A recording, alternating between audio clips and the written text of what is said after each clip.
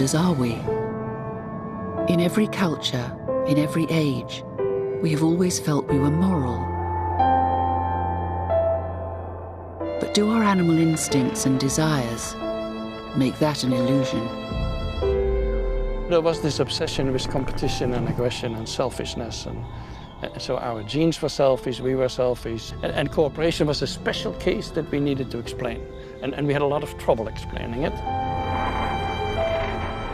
And yet every culture, from the dawn of civilization, has had a strong sense they knew what was right and what was wrong.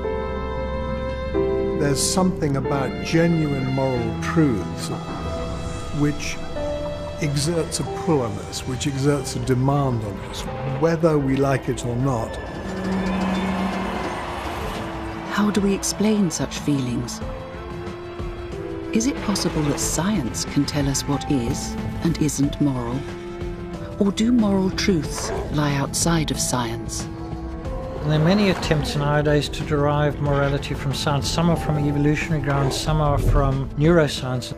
They always introduce by the back door some concept of the good life which they take for granted without discussing, and they assume that's the right thing.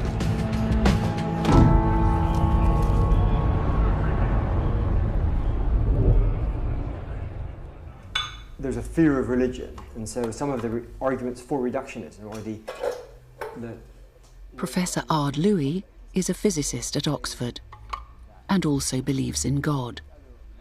I am a scientist. I'm a physicist, and science is amazing. It'd be wonderful if it could explain what is right and what is wrong, but it just can't. I think it's really important to get away from this genes as blueprints metaphor. And if somebody wraps themselves in the mantle of science and tries to tell you what is right and what is wrong, then I think this is really dangerous for science and for society. That picture of a selfish gene is a very useful way of understanding something about the way nature works. But if you extrapolate it to all of biology, then you're missing the point. David Malone has spent 20 years making science documentaries. He does not believe in God. I think science does have insights about the roots of morality, but not the traditional selfish gene theory. I think science can begin to help us understand our better nature. It's that, it gets away from the we are determined by our genes notion, doesn't it? Because it says you've got the genes. In this third film of our series, David and Ard are trying to reconcile claims that science makes about our moral choices with what we feel we know about ourselves.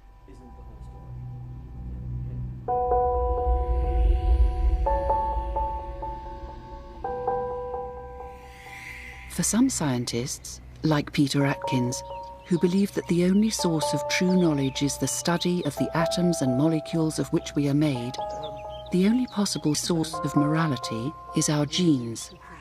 Let's say I want to work out the value of a human being. Do I think David has some kind of intrinsic value so that I shouldn't kill him, for example? Well, we're on the edge of understanding the scientific basis of morality and ethics at this point. And moral principles, in my view, emerge from two sources. One is our ethological history, our evolutionary history. And the second one is that we, with our big brains, can reflect, in quiet moments at least, on the consequences of our actions. So we're not just automata in terms of our evolutionary history. We are reflective human beings. I'm not going to kill you because you might have similar views about me. So let's compromise and not kill each other. But why is that a scientific explanation? Well, it's a way of looking for the roots of morality. And if the roots of morality are ultimately the stability of societies, then you have to explore using the scientific method, whatever that quite means, but in terms of evidence, looking at genetics, looking at histories, what ultimately leads to stable societies. And that will give us a science of ethics. Yeah. So for you, that's going to be in the genes, ultimately, isn't it? Yeah, ultimately in the gene, in the sense that we, with particular types of genes, for not killing each other. And we have to be built from what we know about altruism and genetics of altruism. Yes, and morality, if you like, is the ultimate emergent property of the gene. Okay. So isn't there a worry there that once I understand that this is the case, then I have this sense that I don't want to kill David because I feel it would be a bad thing to do. But once I realize that's just my genes or my history that's told me that, there's nothing more than that. But there is more than that, because you know that he might be thinking the same to kill you. That's right. A society is a network of compromises, and we know that if we don't go around randomly killing, then we're more likely to survive. So as long as David doesn't randomly kill and you don't randomly kill, I'm fine, but I could do whatever I like. It sounds to me like civilization is a very large Mexican standoff. Well, I'm afraid that's largely true. Isn't it? Yeah.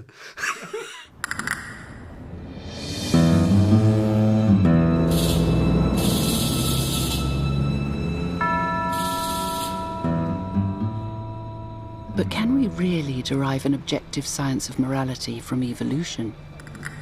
There are scientists who are deeply suspicious of the claim that any science can ever provide the basis for morality. There are many attempts nowadays to derive morality from science. Some are from evolutionary grounds, some are from neuroscience and so on.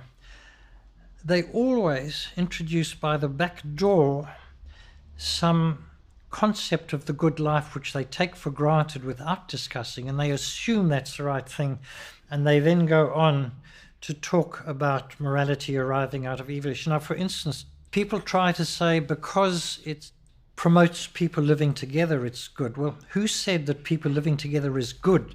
It may be good for survival, but that's not the same as good in an ethical sense. I mean, just as an example, in a book called The Moral Molecule is based on the idea that a good life is a happy life. Well, if a good life is a happy life, we can solve it by giving everybody drugs and we'll all feel happy, and then is that a moral life? Of course it isn't.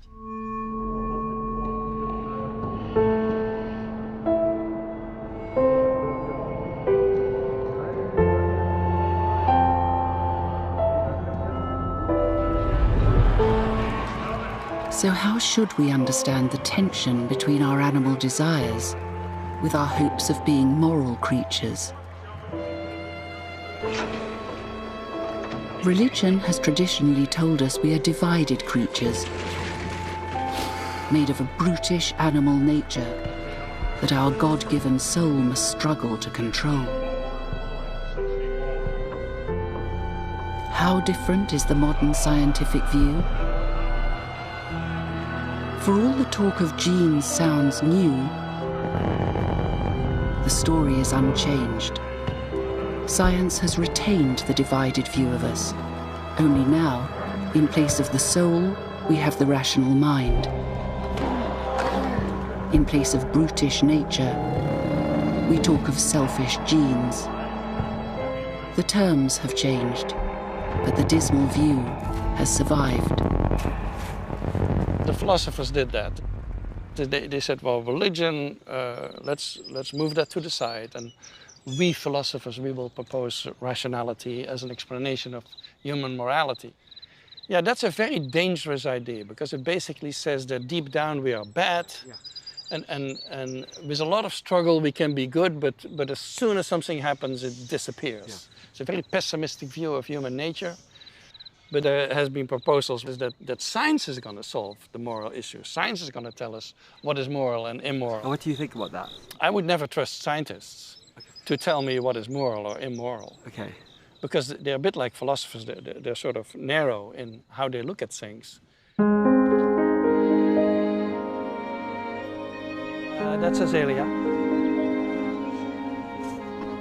So yeah, all the chimps have names, and we follow them for many years, some of them for 20 years or longer. They're all used in behavioral studies. For modern science, the roots of human moral behavior have to lie in the evolved behaviors we share with our closest relatives. But for Frans de Waal, who has spent 30 years studying chimpanzees' social and moral behavior, science is now revealing a far more positive side to chimpanzee and human nature. Sometimes people think that our kind of instincts that we have are dangerous ones, you know, where nature is red in tooth and claw. Yeah, that's a view of nature that I don't hold necessarily. To use nature only for the negative side of human nature, so like when we're killing each other, we say we're acting like animals. Yeah, exactly. And so all the nasty things that we do and the selfish things, I've called that veneer theory. It's like, is that all the basic emotions of humans are bad, and then there's a little veneer of morality that we achieve culturally or religiously or whatever. And actually, interestingly enough, that whole literature on selfish genes and how we humans are overly competitive and just like the rest of the animal kingdom, that was all a literature about psychopaths, I think. It was basically describing the human species as a psychopath. All we can think about is what is good for me, and very reluctantly thinking about what is good for you. And so that view of the human, which was popular in the 70s and 80s, after all, there was this biologist who said, scratch an altruist and watch a hypocrite bleed. That was a very popular thing and basically describes a psychopath. And everyone was happy with that at the time.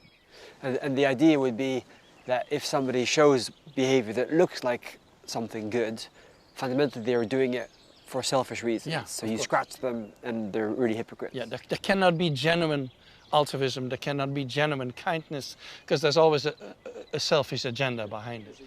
And so I don't buy into that at all. I think humans have all these tendencies. We have good tendencies and bad ones.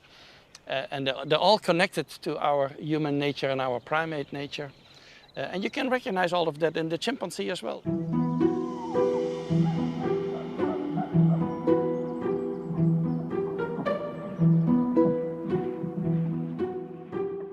For Jane Goodall, this broader view of our primate nature was already clear. Perhaps because rather than look at them through the lens of a predetermined scientific theory, she chose to live with them in their world. When I got to Cambridge to do a PhD, I hadn't been to university at all. Okay. And I was pretty scared, you know. Yeah. Got there and was told by these erudite professors I'd done everything wrong. I shouldn't have given the chimpanzees names. Some of them said it's scientific to give them numbers. And I couldn't talk about personality, mind capable of thinking, and certainly not emotions, because those were unique to humans. And at that time, we're going back now to 61, it was still believed by mainstream science that there was a difference of kind between us and the rest of the animals. Yeah. Well, they were telling you had to be a spectator, an outsider, and not be involved. Not be involved emotionally at all. That distance would have prevented people from seeing what was true. Yes, of course. Yeah. For Professor Louis, as a child, there was no such distance. I grew up in Gabon in Central Africa, and my parents are biologists. We lived in the jungle, and the local hunters had shot a chimpanzee without realizing that it had a little baby, a few weeks old, still clinging to its mother. And so we raised it with a bottle that was at home. His name was Bertje. Here's a picture of us in the back garden. You and Bertje. Bertje, yeah. Bertje. I think he's about 2 and I'm about 4, or maybe 3. So my mother says, although we look differently, we behave remarkably similarly. You know, in the morning we fed him porridge and he'd eat with a spoon. Yes. Which he didn't actually really like. So if you turned around, he would eat with his hands. Yes. And then when you look back, he'd grab a spoon as if, of course I've been eating with my spoon the entire time. That's quite clever, isn't it? That's really clever, yeah. So he had a real kind of, he knew what was going on, he could sense things. And I felt very attached to him. I really thought he was like a brother. And we played, and you know, he was very, he liked to play hide and seek. And here he is with my sister. He and my sister were exactly the same age. And they had a very close bond that I was actually a little jealous of. It was we had some pet goats that also ran around the area. And one day, one of these little goats was wandering close to him, and he jumped out and grabbed it, ran up into the tree, and just wrung its neck and killed it. And then he started poking out his eyeballs, and it was cruel. It was mean. I remember looking at that and thinking, that's bad. That's evil. And later I've thought about it, and it's like, well, you know, was he morally responsible for that kind of gratuitous killing? For him, it was just sort of curiosity and what is this creature. I used to think they were like us but nicer. Yeah. And then I realized that just like us, they have this terrible dark streak. But you would say they're not morally responsible for that behavior, even though I don't believe so. Yeah. I don't think chimpanzees, or probably any animal, is capable of torture, which I would define as premeditated, planned intention to inflict pain, mental or physical. Yeah. That's torture, and that's evil. So when, you know, Bertje showed real, what I would consider loving behavior, and he would hug you and be very affectionate. Loving. Yeah, very loving. But then what happened to him? Well, so he eventually, he lived with us for a few years, and then when he was about 5 years old, we brought him to a nature reserve where they tried to bring him back into the wild. So, but unfortunately, he got ill at some point, and This is the tragedy of these humanized chimps. They can almost never be reintroduced. Okay. No, unless they're with a whole group. Unless they're brought in as a group. Yes. So what should we have done then? Because, you know, he was a few weeks old, and he would have Yeah, died. well, no, you did the right thing. You took him and you looked after him. Yeah. Young ones can actually die of grief if Really? if they lose their mother. Even at 8 years old, we had one. Just of Then- grief, just being sad. It was just depression. Depression. Okay. We'd call that a broken heart if it happened in humans, wouldn't we? Yeah. I wonder if that's what happened to Bertje when he... It could well be. I mean, he lost his whole family. Yeah. You know, he was abandoned. Oh, man. Yeah, Yeah. Oh, man. that's the trouble. Yeah. And That's really tough. I hadn't we thought of that. interfere Yeah. in animals' lives, but we interfere in each other's lives too. Yeah. Yeah. Wow. But yeah, you were his family. Yeah, and we left him behind. I felt abandoned when he left him, but I never, until today, thought that might have happened to him. Maybe he died of grief. They get, you know, the immune system weakened in that depressed state, same as with us. Yeah. Died of a broken heart. There's nothing else you can say, really. It's really sad. There are a lot of sad You're right. things. Yeah. I really loved Bertje. It was like a brother, and you know. Well, this is the thing. They are so human. Yeah, they're so human.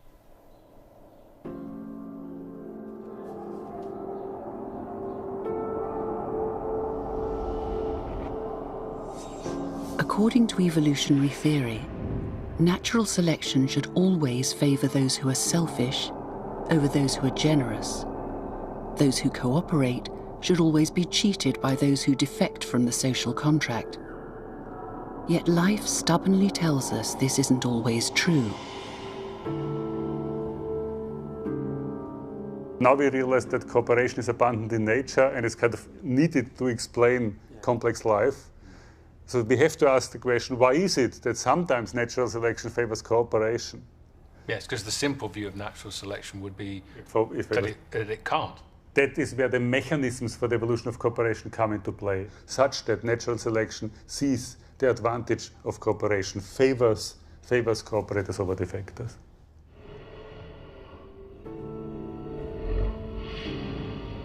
What Martin Novak did was create a computer model showing the evolution of cooperation versus cheating and defecting. So here we have a sea of cooperators in blue and a single defector. Tell me what you mean by cooperator and defector. The defector is selfish and the cooperator does something very strange. More Because generous. the cooperator, yeah, generous, but kind of generous to a competitor, because everybody here is a competitor with everybody else, and the cooperator helps a competitor. It reduces its own potential in order to augment the potential of somebody else. Which you wouldn't expect natural selection to allow. Yes, natural selection should basically make sure that those cooperators who do this strange thing, they get wiped out. So what happens? Yeah, let us start the game. See, yes, these defectors, they are spreading. You know, so the colors that we're observing here is red are defectors, The Blue cheaters. are the cooperators. Yes, the cheaters, red are cheaters, and blue are the cooperators, the good guys. And then we have these two other colors here, and that is green and yellow. And green are new cooperators in every round, and yellow are new defectors in every round. How do they manage to survive? They are like in the fabric sort of our universe. We have these cooperators, and they survive because they form these clusters. Natural selection would say the cooperators would get wiped out, and yet it's not happening. So why? The reason why cooperators are not wiped off the board is because they form clusters. Okay. And in such clusters, a cooperator is surrounded by other cooperators. And in those clusters of cooperators, they actually get a high payoff. So they do better. They do better than the defectors that are surrounded by other defectors. So we always have to ask, on the edge between a cooperator and a defector cluster, who is actually winning? Because the cooperator, even though sitting on the edge, is still getting all the help from other cooperators inside, but the defector is sort of getting no help from his defectors. So this is a bit like if I'm with my neighbors and we help each other, then we'll be better off than the neighbors one block down who don't help one another. Yes, that's right. But the main argument is people used to think that the defectors or the cheaters, in standard evolutionary theory, they always win. Yes, that's exactly right. So natural selection favors defectors, and therefore defectors would be expected to wipe off cooperators off the board. Competition and cooperation is totally locked together, yes, intertwined.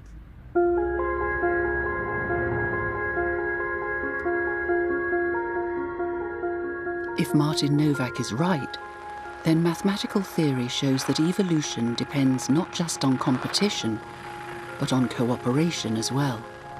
The two locked together. So Arne, if you could take one thing away from the Novak interview, what would it be? Well, I think it's the idea that cooperation is somehow built into the structure of the universe.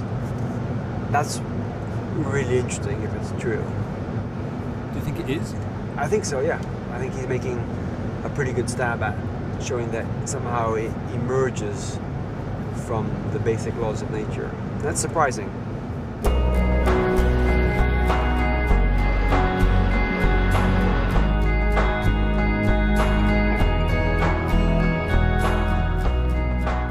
Martin Novak's work finally demonstrated that evolutionary theory can account for the cooperative behavior that experimenters have been observing for decades. We give them sometimes more food, or food that is more monopolizable, like a watermelon, and then you can see the food sharing between them. I would say most animals cannot survive without cooperation. So the level of cooperation is all sorts of different levels, but it's everywhere. It is 80 years since experimenters clearly showed how chimps were capable of setting competition aside in order to cooperate and pull a box containing food that was too heavy for any of them individually. Why do you think we haven't seen it before? I think after World War II there was this obsession with competition and aggression and selfishness, and that lasted until the 1980s or so. So our genes were selfish, we were selfish, and cooperation was a special case that we needed to explain. And we had a lot of trouble explaining it. We recently set it up in our group of chimps, where instead of just having 2 chimps, we used 15 chimps. So now you have the potential of competition. But everyone is present, and so the highest ranking members of the group, they can kick you away, or they can steal your food, or someone can sit next to you and try to steal your food. And so we wanted to see, how do the chimps handle this situation? Now, if competition is stronger as an instinct, so to speak, than cooperation, it would all fall apart and there would be bickering and fighting. But actually they were cooperating all the time, and they handled the competition very well. They were very good at either alternating positions, or getting rid of freeloaders, or not working with someone who's too competitive so that he learns to become cooperative.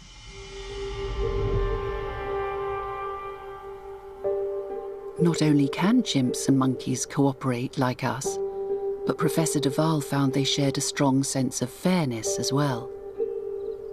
We set up an experiment with capuchin monkeys where one of them gets cucumber for a task, the other one gets grapes for a task. If they both get cucumber, they're perfectly fine, and they do it many times in a row. If they both get grapes, also perfectly fine.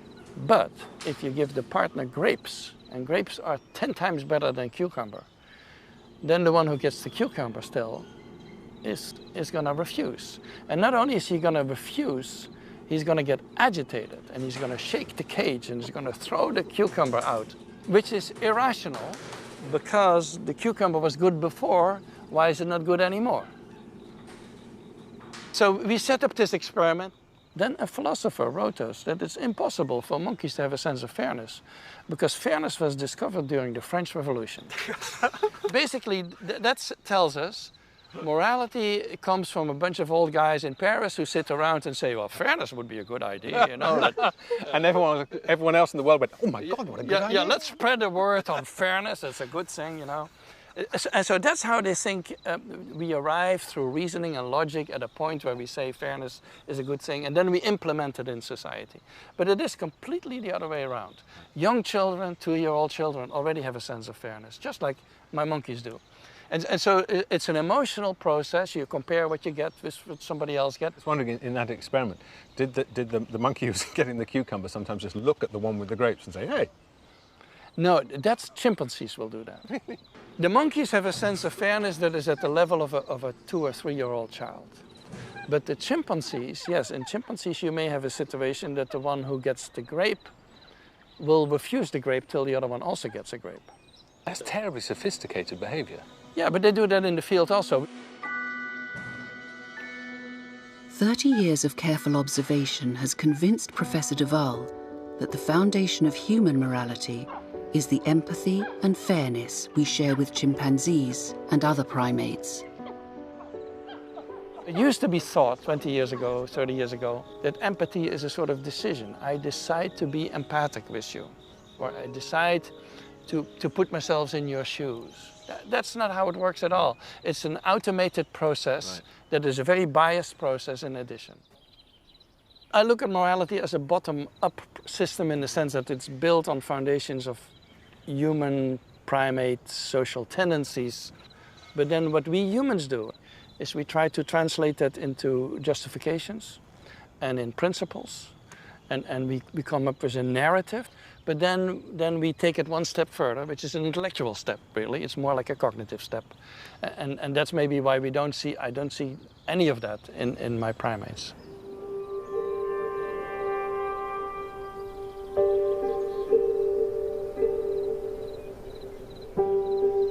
For much of human history, that intellectual step, as far as morality is concerned, has been shaped by religious belief.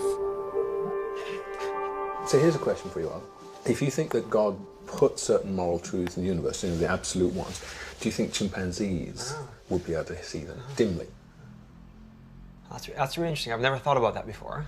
Because, I mean, if they're there, then don't you think the chimpanzee should see them, albeit dimly, like monuments on the horizon? Horizon, yeah. That's a very interesting question I hadn't thought about. I mean, religion is kind of silent on that, animals in this sense. Yeah. So I can't really get any guidance from there. Well, as a scientist then? As a scientist, yeah, I mean, I think one of the really interesting questions is how different are we from animals, right? So we're clearly different, but is it a difference of degree, or really a difference of kind? But if it's an evolved thing, then just like they can solve problems, but not as well as us. Yeah. That's right. So might they have they're dimly seeing these moral truths. So I think God used the evolutionary process to make us who we are.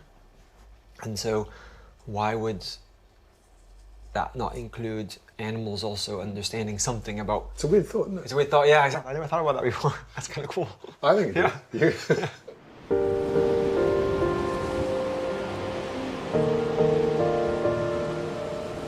There is a gulf between chimpanzees and us.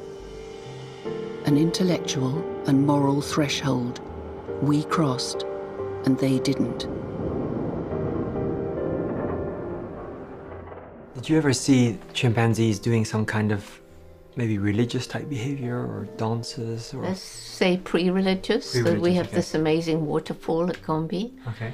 You can hear it roaring. It falls down 80 feet, and there's a thundering noise as this rather narrow stream lands in the rocks below. And the chimpanzees sometimes do these amazing, like 20-minute displays. I call it a waterfall dance. Wow. More scientific to call it a display, but they are upright and they're swaying from foot to foot. They pick up big rocks in the stream and hurl them. Wow. Then the time I remember vividly was when I actually was able to see the eyes of this male, and he'd finished his display, his dance, and he was sitting on a rock, and I was watching his eyes, and he was watching the water falling, and he was watching the water flowing away, and I thought to myself, you know, this pinpoints the biggest difference between them and us, that what is this? What is this stuff that's always coming and always going and it's always here? Might not that lead to some primitive early religion worship of the elements? The, you know, early man's curiosity as to what these things are and what they meant. But we can discuss it. Yeah. Therefore, we could turn it into that early primitive religion. The chimpanzee has the same, perhaps, feelings, although we don't know, but he can't discuss. So although their brain cognitively is capable of, they can learn sign language, they can learn up to 600 signs or more, they can use a computer, they can paint, they can tell you what they painted, they have a sense of humor, but as far as we know, they can't discuss something. Yeah. So it's almost as if they're on the cusp of that.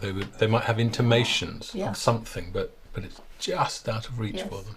And these guys, like Betty, they become different because they're with us, because they're in a different type of society where we do use language all the time.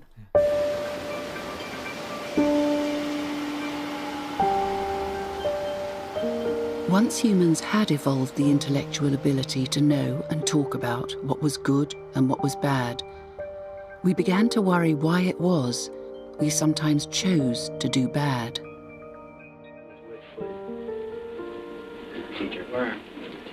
The Milgram experiments were conducted shortly after World War II, and I think the sentiment at the time was trying to figure out how on earth did the Holocaust happen.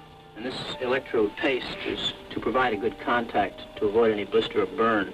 Milgram's experiments were really going after the idea that people are willing to do atrocious things when they are persuaded to do so by authority. I'm up to 180 volts. Please continue, teacher. You can draw many different conclusions from this. One conclusion you can draw is the majority of people are willing to shock a stranger to death, right? That was what was picked up at the time, isn't it? That was what was picked up at the time. Oh, man. Continue, please. Majority of participants in that experiment voiced some protest at some point. They were deeply uncomfortable with the situation. Go on with the procedure, please, teacher. 315 volts, the answer is ink. They were sweating, heart racing, very distressed, and, asked to stop many times. And the experimenter would say things like, "You must go on, the experiment requires that you go on." The experimenter had to persuade the participants to carry on with the experiment. I think something's happened to that fellow in there. I don't get no answer. He was hollering with less voltage. Can't you check in and see if he's all right, please? Well, now, given the work that we've done, what I see in it is the distress that people were feeling and really found it quite aversive to harm this other person. It's an illustration of how hard you have to work to overcome. Exactly. Was it their empathy, do you think? Yeah. Okay, so now we're going to assign you to the roles of decider and receiver. Dr. Crockett's own experiments have looked further into how people make moral decisions and how those decisions can be influenced. So our work is really focused around a central question, which is how do we value the welfare of other people and the values that people place on the other person's welfare and what they're willing to sacrifice to preserve that welfare. Time to put my own moral fibre to the test. Okay, so you've been assigned to the role of decider, which means that Ard is the role of receiver. I'm just going to stick these on now. So how many shocks would I be willing to give Ard for the money they offer me? What we've shown is that we have to pay people more to deliver shocks to the other guy than to deliver shocks to themselves. That's reassuring. It is reassuring, yeah. Okay. So as a decider, you'll make a series of decisions. Most decisions involve choosing between a smaller amount of money plus a smaller number of shocks versus a larger amount of money plus a larger number of shocks. Okay. Slightly worrying. What's going to happen? Don't worry, nothing's going to happen. I'll always tell you when you're going to get a shock, don't worry. S for start. I would expect very different psychological processes to be involved in decisions to harm someone you have a working relationship with. That is a lot of shocks, though, isn't it? I don't know if you have any pre-existing grudges. I don't think Ard's going to speak to me after this. The essence of Dr. Crockett's experiment is to see if David will be more willing to accept higher payments for giving shocks to Ard or to himself. I've lost track completely of how many shocks I've lined up for poor old Ard. Come in. Hello. Hi. I have some unfortunate news for you. Which is what? You're going to receive some shocks. Oh. So if you could go sit there and I will get it set up. Okay. David, do you think you would have made different decisions if it weren't Ard in the receiver position, but if it were a stranger? How? How is this going to go on? Ouch. I think I might have been nicer to a stranger because would have had no relationship with them. And they might have been a little old lady or something. But with Ard, it's just a bit of fun. If he gets 20 shocks, he'll come out here and hit me, and that'll be fun. All right, finished. It was... My friend, how are you? Sorry. In your work, you speak about certainty and uncertainty in moral decision making. Do you want to explain a little bit about what you mean by that? Yeah, so earlier when you guys were in the lab and David, you were making decisions about Ard and pain for him. You know, when I asked you afterwards what you thought about those decisions, you sort of thought, oh, well, I thought he could take it.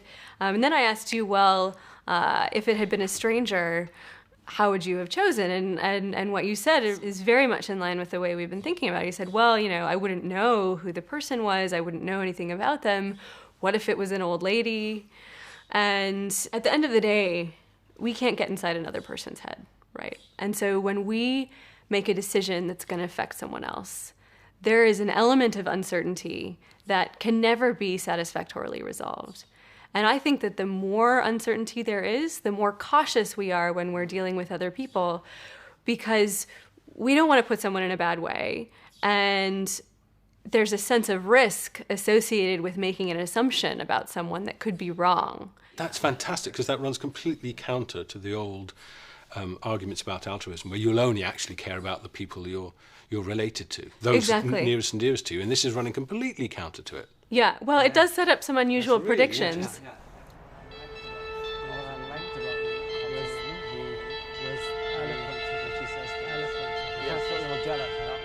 I can see David is really pleased that science now does see the good in us. But the thing for me is the fact that we have good instincts, like cooperation, is not really the point. I mean, the ultimate example of cooperation is an army at war.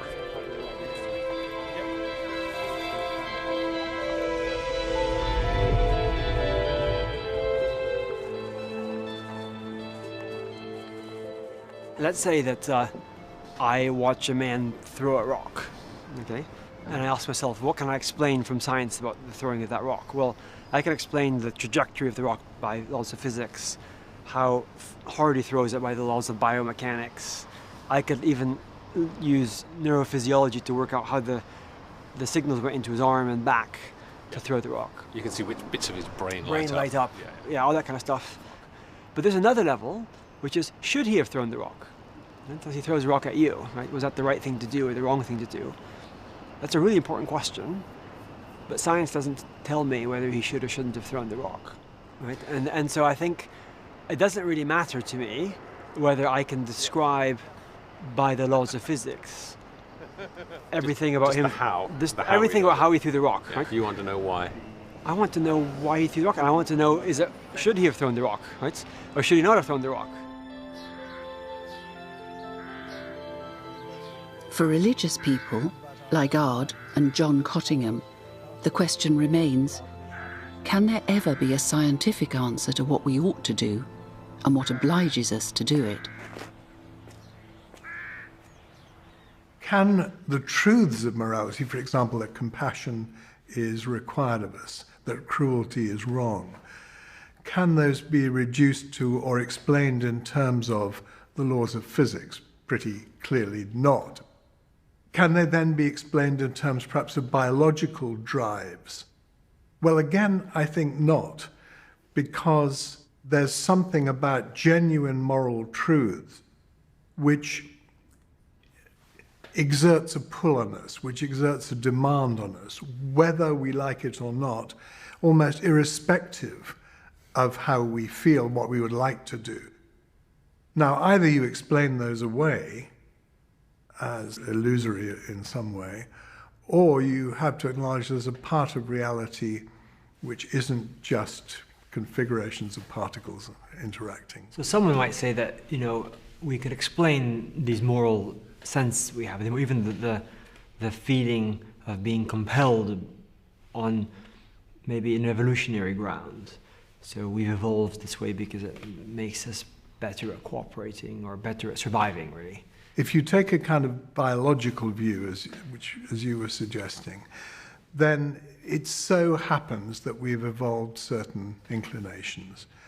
But had our history, our social or biological history, gone slightly differently, we would have different ones. So compassion might not be right. Cruelty might not be wrong, if had things gone a bit different. Now that seems strong, at least to me, seems strongly counterintuitive. Are you sort of saying that there is a moral compass? Precisely. Okay. So even if I inclined to be cruel or inclined to be destructive or selfish, I'm, as it were, pulled. I think the compass analogy is a very good one. I'm not, of course, forced, because we often do turn away from the good, unfortunately. But you know it's there. But we know it's there. There's an analogy, I think, here with mathematical reasoning, that we often do go wrong. We often make mistakes, but we have a strong sense that there is something that's the right answer in principle, and that our reasoning, however faulty and shoddy, ought to be conforming to that. And I think it's exactly the same in morality.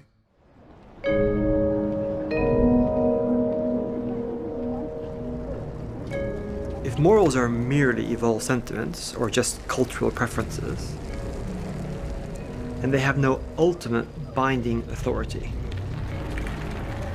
For morals to have any real authority, they have to have a much firmer foundation. Perhaps something placed in the universe by God. So how about people who say, well, these things are just socially constructed? Right? Then you're back with that problem of, had society developed slightly differently, we'd have to say then cruelty might not be wrong. Oppressing the weak might be good. And that just sounds wrong, doesn't it? I mean, yeah. But you're suggesting that maybe moral truths are woven into the fabric of the universe like mathematical ones? Well, I think I would say that. That's to say, there's something in the nature of reality which makes these truths necessary. Not, of course, in exactly the same sense as logic and mathematics, but I would say that they are like boundary stones which our thought can overflow but not shift. So in the same way, I think the moral truths come pretty near to being necessarily true. And then you have to ask what makes them true. You could just say, well, they're just true and nothing makes them true. If you don't go that route, I think one is drawn, I'm certainly drawn to saying there's something they're somehow grounded in the way the cosmos is. And that leads to a more religious interpretation, perhaps. Whereas David doesn't believe in God, but he does want to hold on to there being moral truths that are independent of ourselves. Yes, yeah, I mean, I do have a sense that there are things which were true before we imagined them. So then I don't think you have that many options in describing or accounting. You're ganging up on me. It's just that either you've got to say, well, they seem like impressive, authoritative requirements, but really they're just disguised preferences, something like that.